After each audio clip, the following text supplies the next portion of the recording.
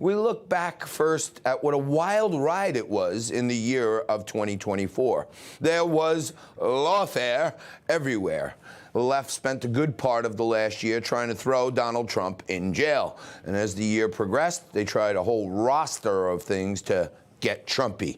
Jack Smith tried, oh, did he try, at the behest of quite possibly the most crooked and inept Attorney General of all time, Meritless Garland. Jack Smith and an obviously biased judge, Tanya Chutkan, they tried any and every dirty trick in the book to jail Trump and, by the way, derail his candidacy. They tried to unfairly and, in my view, illegally trump up bogus insurrection charges. That failed.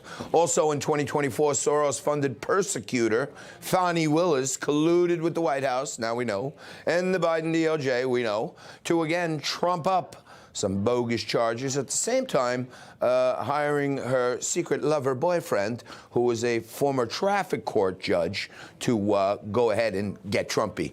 As it turns out, Fani lied under oath. She allegedly tampered with witnesses, and her lover committed perjury just to get Trump. And again, to no avail. Fani, as it turns out, has been kicked off the case for unscrupulous behavior, and she's been tossed out on her proverbial Fani. More 2024 lawfare brought to you by the wokeaholics in New York City here. Another fake case, no victims, no complaints, no money lost yet. Soros-funded DA Alvin Bragg tried to get Trumpy. As it turns out, despite getting a guilty verdict, the charges didn't stick. And they're still hanging on for dear life, postponing the case or sentencing for like 4 more years or something. 2024 had plenty of lawfare, but all for naught. And it was really just, again, to try to influence our election, in my view. And, you know, back here in New York, there was this old-school mobster. His name was John Gotti. And he called him like the Godfather. And the feds tried to prosecute him, and they failed many times. And the media wound up giving him the nickname the Teflon Donald, because nothing would stick. Finally, the feds caught up with John Gotti. He wound up spending his final days in a federal penitentiary. But nope, not our Don. Donald J. Trump, in my view, has earned the title, the Teflon Don. Because despite nearly 100 indictments, 3 different cases, their efforts have failed. And when the people finally had our chance to speak up, we sent a clear message, didn't we?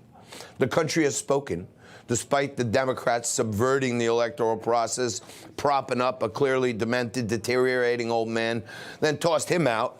Anointed Kamala, she was unelected, no votes, but they threw her in there. So the multiple lawfare cases, they all failed. And Trump actually had to run against not 1, but 2 candidates. But when all the votes were counted, America got an early Christmas gift. And the win was overwhelming, unquestionable, and left nothing to doubt. So we bid a fond farewell to 2024, and now look ahead to a new dawn, a new day, and a brighter future for America. And what do I want in 2025? I want a lot of things. But here's my top 5. Number 5, I want all the people responsible for bastardizing our justice system to be brought to justice. Trump was actually nice last time. He didn't go after Comey or Hillary. He took the high road. Not this time. This time, for me, I want equal justice. I want Fani Willis charged.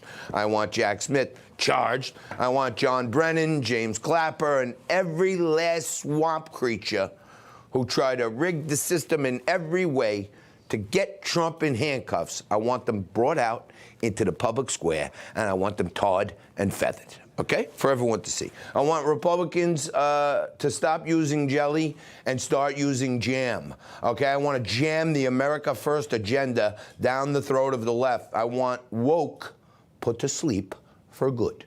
I want boys in the boys' room and girls in the girls' room, simple stuff. Men eliminated from women's sports. And how about if the government will stop trying to turn our kids trans? That's not a lot to ask, is it? Number 3, I want to see the United States of America actually be united.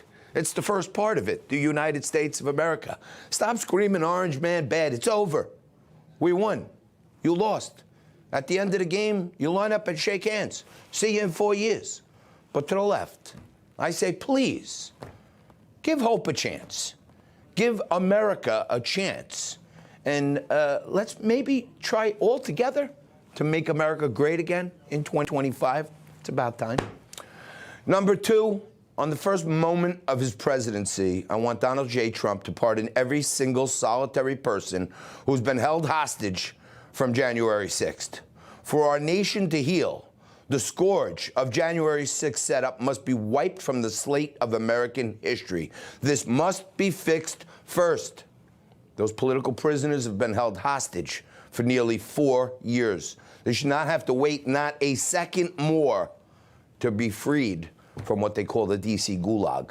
I want justice for Ashley Babbitt, another woman killed on January 6th, Roseanne Boylan, and we need the world to see that the January 6th prisoners are free at last. And by the way, I think the U.S. government needs to pay these people a lot of dough, a lot of Benjamins, as an apology for their unfair and unjust incarceration. This, to me, is priority number one.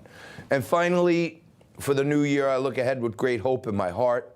I hope that America will return to some of our foundational elements like commitment to excellence, survival of the fittest, a capitalist meritocracy where the best people win on their merits, not on their race, not on their sex, not their religion, color.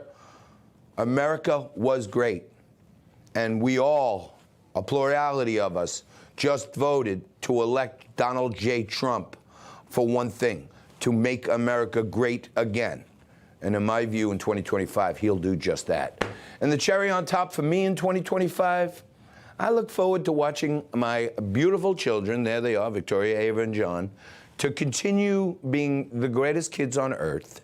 And I look forward to watching them progress every day and make their dad proud. I love you guys. We need love. We need God.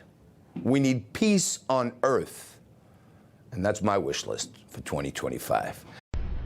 You know, folks, I thank God for my wonderful wife, my kids, my country, the greatest nation ever. And Americans like you who believe in the truth, the Chris Salcedo Show will never stop fighting for you. The Chris Salcedo Show, for the news you need to know.